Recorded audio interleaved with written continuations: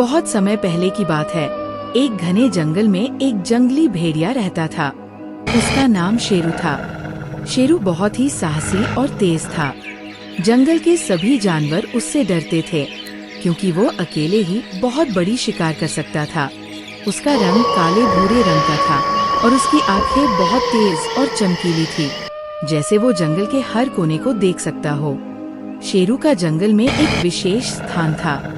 वो हर रोज जंगल की सैर करता और कभी कभी छोटे जानवरों को अपना शिकार बना लेता। लेकिन शेरू के दिल में एक गहरी दुख भरी बात थी। वह हमेशा अकेला रहता था और उसे कभी किसी से दोस्ती नहीं मिली थी। शेरू का मन कभी भी पूरी तरह से संतुष्ट नहीं होता था। एक दिन जब शेरू अपनी सैर पर निकला था, तो उसे एक घायल हिरन दिखाई दिया। हिरन का पैर किसी जाल में फंस गया था और वह दर्द से कराह रहा था। शेरू ने सोचा कि यह उसके लिए एक शानदार शिकार हो सकता है, लेकिन जब उसने हिरन की आंखों में देखा तो उसे कुछ अजीब सा महसूस हुआ। हिरन डर के बजाय उसकी आंखों में धन्यवाद और उम्मीद का भाव देख रहा था। शेरू ने पहली बार अपने दिल की सुनने का निर्णय लिया। उसने हिरन को अपने पंजों से बाहर निकाला और उसकी मदद की। हिरन ने शेरू का धन्यवाद किया और कहा, तुमने मेरी जान बचाई। अब मैं तुमसे एक वादा करता हूँ, जब भी तुम्हें मेरी मदद चाहिए होगी, मैं तुम्हारे पास आऊंगा। शेरू हैरान था।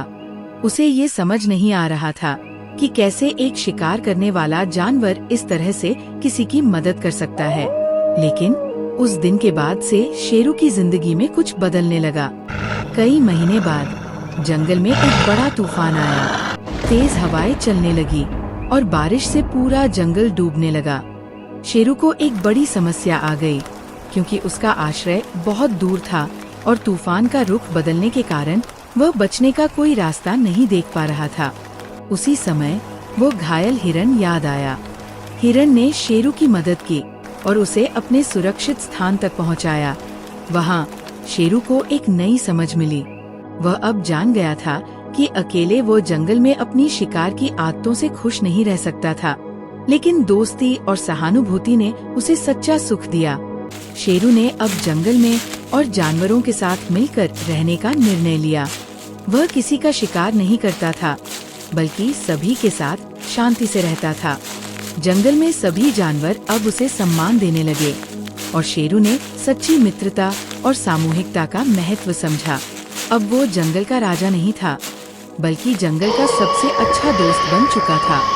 कहानी का संदेश: कभी कभी हमें अपनी पुरानी आदतों को छोड़कर दूसरों की मदद करनी चाहिए, क्योंकि दोस्ती और सहानुभूति से ही असली सुख मिलता है। अंत में, अगर आपको हमारी ये कहानी पसंद आई हो तो चैनल को सब्सक्राइब करना न भूलें और हाँ, इस मजेदार कहानी को अपने दोस्तों के साथ शेयर जरूर करना।